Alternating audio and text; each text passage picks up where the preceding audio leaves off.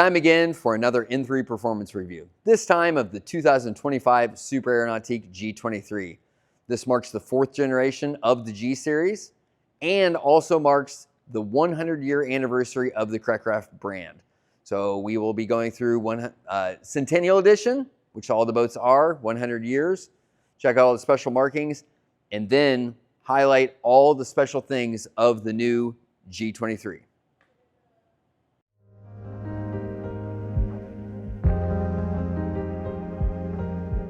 Starting at the back of the 4th generation G series, we're going to notice that the rear seats have gone from a straight cut to an angle cut. And this is taken from the S series, and it really lends itself to angling towards each other at the back, and then it's a much more relaxed approach to transom seating. We have a nice bolster to keep you from sliding off, cup holders on each side, and then that points us directly at our walk-through transom. The walk-through transom has been widened on the 4th gen compared to the first 3. We still have that nice, easy step. That's the same. All 3 steps are the same height, just a natural gate. Because of the angle cut on the transom, we're going to notice that our rear hatch, which now has a slam latch release on it that you press down on, is cut at an angle. And what that allows us to do is a much wider, longer approach angle for board storage. So we can take really big boards and get them loaded in the transom of the boat. One of the best features on the interior of a G boat, of all the G series boats, is subfloor ballast. Because we have subfloor ballast, we don't have ballast taking up storage that's going up and down, effectively making the transom of the boat ineffective or not usable. New for the 4th gen, nice traction pad here, so when you kneel on it and you reach down into the bottom of the boat, it's nice and soft. Built into the engine dividers, we do have some nice hooks. Always gotta love options to hang your gear, ropes, anything up. And the G boat definitely provides options in spades. So here in the interior of the brand new 2025 G23 4th generation, want to highlight some of the awesome changes they made to this boat. And first one I want to say is the depth of the interior. So you're looking at approximately 2 inches deeper in the cockpit. So I think of that as a safety feature. You know, why not sit a little bit deeper in the boat? So second thing would be the Cusa board. And so Cusa board is your seat base. So it is a much more durable material compared to a plastic seat base like most other competitors out there. So a really unique feature about this is, say you run your hands along the base of the seat, there's actually dimples on the bottom of the seat base. So it's a drainage system for the boat. So, you know, you're not really going to have any water hanging out in the seat bases because you have built-in drainage in the seat base itself. So the nice thing about the Cusa board is you could step on any of the seats and there is no flex at all on these seats. So you're not going to have a seat that's all U-shaped after a year of using it. So super cool feature about the seat bases on this G that many might not actually pay attention to. Third now is going to be the elimination of piping on the seats. So we can highlight just the edges of these seats where you would normally have piping.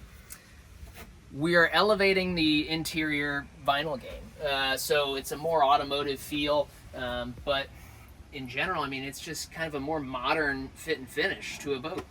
So not really anybody else is doing the no piping vinyl on the interior. So I think, you know, that on top of the Cusa board, that is, you know, all in all, you're getting a much more durable seat in this boat. New stitch patterns throughout the boat. So that kind of really differentiates the 4th Gen G to the older generation Gs. And then maybe just one other fun feature would be the wireless phone chargers. Now in every single cup holder inlay, they took that from the Paragon, and rightly so. Everybody's got a phone nowadays. So, but yeah, Cockpit is dramatically improved, much deeper, much more comfy, beautiful boat. All right, so like Mark mentioned, a lot of the layout of the G is still very G-like from generation to generation. Just little changes and improvements and refinements that they've made over the years. But for people who haven't watched our other videos or aren't familiar with the older G series, we're gonna go through the interior pretty quick. So first off, continuing on the storage conversation, if we open up our side compartments, everything is on a self-supporting hinge. Colin mentioned that all of our seat bases are self-draining. They're also, every seat base or piece of vinyl throughout the boat is vented. It's kind of hard to film that because they're hidden down underneath here, but if your foam soaks up with water, it dries out and drains. Communicating storage into the back, we got our nice little pillows here that are optional to the new G series boats, kind of pulled over from the Paragon. But you can see, hello, our storage rolls all the way through. So if you have something longer you need to store, like a big ski or something, you can roll that thing in through the back and up into the compartment in the cockpit. When we're talking self-supporting hinges as well, obviously I'm not holding this thing up. We don't have a loose seat cushion we got to throw to the side. We don't have to stand here and load our stuff in one-handed. It's all staying up on its own, which is great. Transformable seating. Everybody likes to have options. So here on the port and starboard side, we do have flip-up seating that faces backwards, which is great for when your friends are back there doing their thing. And we also have the center clamshell seat right here, which you simply lift up on the handle. And you can open this thing up for a nice big couch across the center of the boat. Great spot to stretch your legs out and watch your friends surf and ride. And when you're done, it slides right back into place. This is the easiest seat to open and close in the industry, hands down. If you don't believe me, go try it on anything else. Moving our way on up into the love seat here.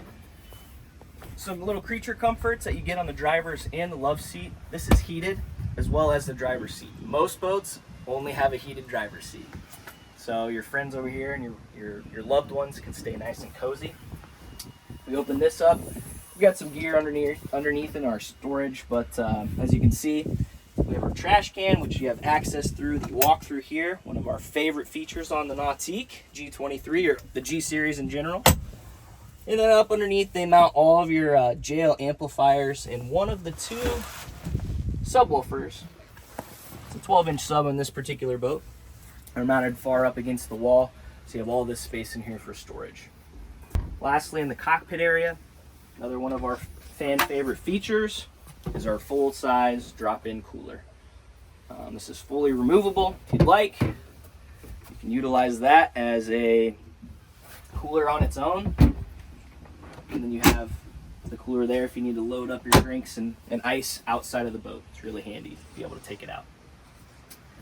And with that, we'll jump over to the helm. All right, making our way over to the helm. This is probably the biggest change to the interior of this boat. It's been fully changed from the previous generation, and it pulls a lot of similarities from the Paragon. So to start, it's not going to look all too different from here forwards, but there's a couple little differences. We still have our storage cubby here on the left side. We still have our link pan array screen here on the right side. Obviously our steering wheel hasn't changed its location, but this particular boat does have the nice vinyl wrap steering wheel with the hand stitch all the way around, and the 100-year insignia right there centered on the boat. There's a lot of those throughout the boat. I guess we haven't really talked about that, but you can see all the little detail stuff in our walkthrough video as far as the Centennial Edition goes. All right, guys, we're going to start at the transom, just go through and show you guys all the cool little touches that Nautique added for the Centennial Edition for all 2025 models. To start, on the transom, we have a 100 Centennial Edition laser etched logo on the platform. As we make our way up into the interior, our gunnels are going to have these nice 100-year billet pieces on all four corners of the boat. And stepping down into the actual interior, we have this beautiful 1925 through 2025 Centennial Edition Chromax piece on the back of the driver's seat. This particular boat has the enhanced courtesy lighting package, so you get the backlit dates and the 100-year logo. And as we make our way up to the helm, the last physical piece we have on the boat is the tandem spoke steering wheel with the 100-year edition engraving right on the center cap. Outside of that, we have an animation on the dash for when you power up the boat. It shows the nice Centennial Edition logos, and I'll cut that into the video for you to see. All of our boats in 2025 come with a 100-year anniversary gift bag, or gift box rather. So let's open it up and see what's inside. This is specific to the G series. It's a little different from boat to boat, including the Paragon. So to start, we have some anniversary edition melon hats. You get a couple of those. We have commemorative coins from Nautique. A couple of those in there as well. It has the picture of the factory on the back. I won't open those. We have a set of 2 microfiber towels. These have the 100-year anniversary logos on them. And lastly, everybody needs a nice drinking device. And I don't want to tear the box open too bad, but we have these nice 100-year anniversary tumblers as well. So that'll come with all the 2025 boats. We'll go through the GS series and the Paragon in a separate video, but this is what you get with the G23, or any of the Gs. On the left side, we have our drain plug holder, and on the right side, this is where the changes start to creep in. If you've been around Nautiques for the last 20 plus years, we've always had our keypad over here on the side to start the boat for the ignition, and now that is completely gone. We have a storage cubby here, we have our push button start and stop here, our horn over here, which has freed up a little bit of space on this whole panel. What Nautique has done is given us a taller screen, but have been able to drop it down a little bit lower as to not eat up any of your space. So you have a more visible, easier to read setup on the screen without sacrificing your visibility outside of the boat. As we come over here to the armrest section of the helm, I'll let Mark get it over the shoulder here, but we have basically the Paragon setup. And the only difference here is we don't have the second screen in front of the steering wheel, but over here we have a clamping magnetic phone charger, and we have the reimagined controls for our helm command over here. We have our blower, our nav lights, and our bilge pump. Those used to be on the keypad at the dash. And we have our rotary dial to control with our speed control, rider presets, home button, and customizable left and right buttons. And customizable meaning we have a couple different things that we can do here. If we want to go ahead and change the settings on those, I'm going to start the boat. You see down here in the bottom of the screen, I currently have it set to manual steer assist. So if I click the left and the right button, I would activate my stern thruster. But if I don't want to use the stern thruster on those buttons, I can use ballast shift to shift weight left and right in the boat. I can use this to switch which side we're surfing on. So to give you an example of that, let's turn on our speed control real quick. Turn this down, just do a quick demonstration. We can use the arrows to switch the side that we're surfing on. Turn cruise on. It's on now. Oh, so there we go. And the last customization is adjusting our wave shape for surfing. So we've got our scale here from 1 to 10, 0 to 10, and you can use the arrows to adjust. Lastly, on this helm, we have our controls here for our stereo. So no longer is that buried in the button up here by the dial. You can just simply spin that, activate the stereo, change songs, click down to mute, and so on. A couple other little things. New to the G series is a fully power seat. So we have forward and backwards action, the joystick here, and we can also adjust the height of the seat.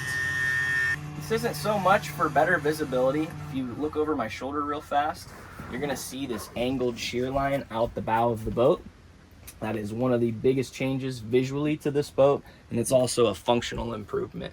The boat has gotten taller, but adding this shear line has given us better visibility out of the front of the boat, for normal cruising and especially for surfing. But at the same time, the boat is a couple inches taller, so from that rub rail at the bow down to the waterline, we're actually 2 inches higher out of the water than we were in the previous gen without sacrificing any visibility. Before we move on, probably one of my favorite things that I quickly forgot about is a new battery switch location. So if anybody's familiar with the previous boat, you had to crawl down into the bilge to hit the battery. Now we have this push button remote battery switch right here at the helm. So here in the bow of the new G23, wanted to just re-emphasize a lot of things we've spoken about as far as the depth of the boat overall. Again, that's a little over 2 inches, and I can really feel it on the seat back here. So as I'm sitting in the bow, I mean, I'm not super tall, 5'6" to 5'8", depending on the day, but I'm comfy, feet straight out, and I mean, my shoulders are just about at the deck. Bows are typically shallower, but not on this G. So going to the shear line of the bow, going downwards, it does help visibility for the driver, but it's also, very comfortable and visible for the people riding up front. As far as sitting on each side, you have a armrest that is beyond comfortable. It's a perfect spot, and it's just a very comfortable bow seat. So going through, you still have your beautiful inlays with the Chromax, and then your SeaDeck in the back with your vinyl wrapped handrails. So these handrails are super nice. I mean, the detail that goes into this boat, the vinyl stitching on the handrails matches the seat backs and the whole vinyl throughout the boat. Stem to stern, you can go on SeaDeck. So you can pull this and then walk through in and out, pop that back in, and then you still have your self-supporting hinges up in the bow. And so we have the entire boat cover in just one little storage compartment. And then we have all our fenders with our Fender Pros in the port side. So tons of storage in the bow. The reason why you have a ton of storage in the bow is the overall depth that this boat has. All right, we're going to talk about the Link Panorama screen and the programming that went into it. Sure, it's a huge screen that is touch.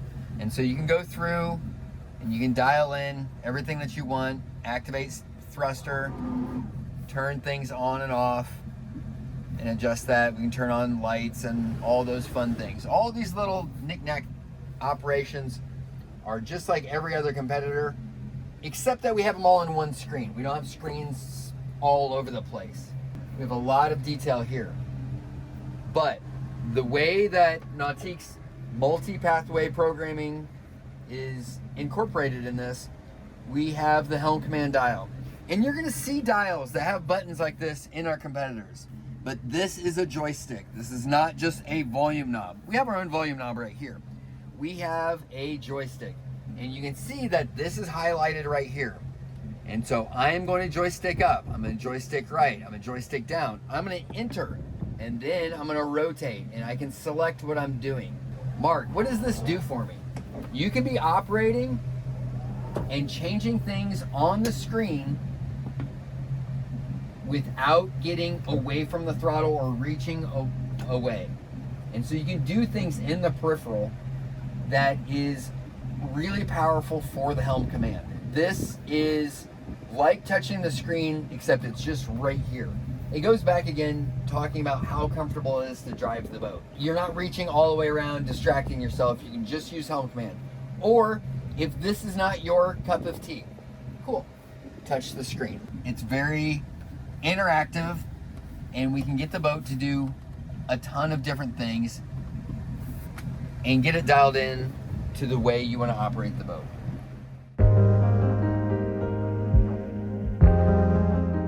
My favorite part about a Nautique is just operating controls are always in comfortable positions. My feet are flat on the floor. I'm not sitting on the bolster. My throttle is in my right hand, steering wheel in my left hand. I'm looking through glass.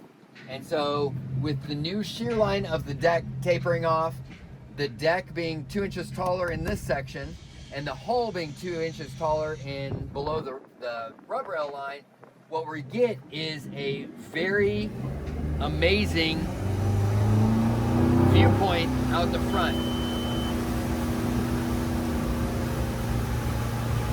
This is comfortable driving. Steering wheel, electric steering wheel assist. Let it go, it drives straight. Have a nice straight line, it's great. We are on a wave shape of 0. Let's go to 10. The valve does come up, okay. Now, telescoping seat, I come up a little bit. Great, feet are still flat on the ground. We don't really normally surf at 10, we're normally at the 6. Colin, go ahead and sit in the front for me. Sits low. He's sitting normally. His shoulders are below the deck line. I can just peer around his head. Normally, I can't have anybody sit in front of me. This is acceptable when you have a full boatload inside with you. Shut it down. Turn left. No dramatics. You can operate this boat all day and not get driver fatigue. It is awesome. This is the best part of owning a Nautique.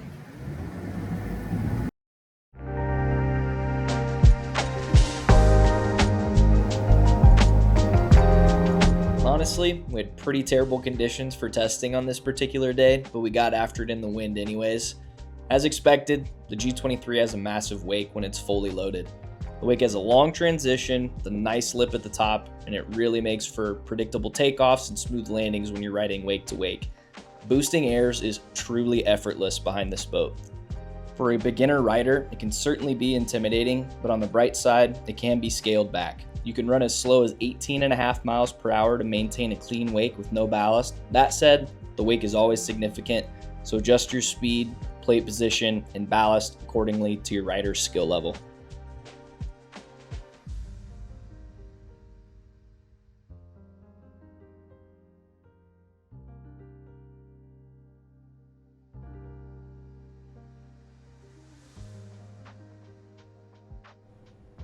Setting up the G23 for surfing is a breeze, as the factory preset is dialed in as a great starting point. The boat offers a simple 0 to 10 scale, which transforms the wave from mellow to steep. We think the sweet spot for most people falls between settings 4 through 6. Nautique has done an amazing job of engineering the boat to where you almost can't mess it up. You can operate the boat anywhere from a 0 to 10 wave setting between 10 and 13 miles an hour, and your wave will still be clean on either side. They make finding your perfect settings hassle-free, and it's refreshing when you simply don't have to fight the boat to dial it in. On top of the simple interface to operate the boat, the driver also benefits from the angled shear line at the bow. Again, this offers better visibility than ever before in the G Series and greatly reduces driver fatigue during a long day on the water. There we are, 4th generation G23, out on the water, full walkthrough. Some really windy wakeboarding, really windy surfing. I don't know why we crammed this into the end of October, but we did. Probably the biggest takeaway I want to talk about on G, just from us going through it, and we were just sitting here talking about it, everything that they changed on the boat was for a purpose. There's a why behind everything. And it's not to cheapen the boat, it's to elevate the boat. It is an improvement on everything. We have a video that's coming out where we talk about all 4 generations of the G Series that started as a 2013 model in 2012, and every single year there is a massive list of improvements. Going through the 4th generation G, this is the best one yet. It is big. It provides big luxury inside, big storage, big tower, and big wakes. What do you think, Colin? The big review? It's pretty spot on. That's the biggest review I've heard. Yeah, I mean, just details on the interior. Everything is refined, but then again, every new model, it's refined even more. You know, you don't think something like this could become more refined than the previous gen, but they seem to do it every year, and I think that goes into the detail and product development and the guys at Nautique that really, I think, go above and beyond when creating these new models. Thanks for joining us. If you watched the very end, I'm proud of you. like and subscribe. Let us know if we missed something or if you want to see something more, and we'll try to get it within the next year.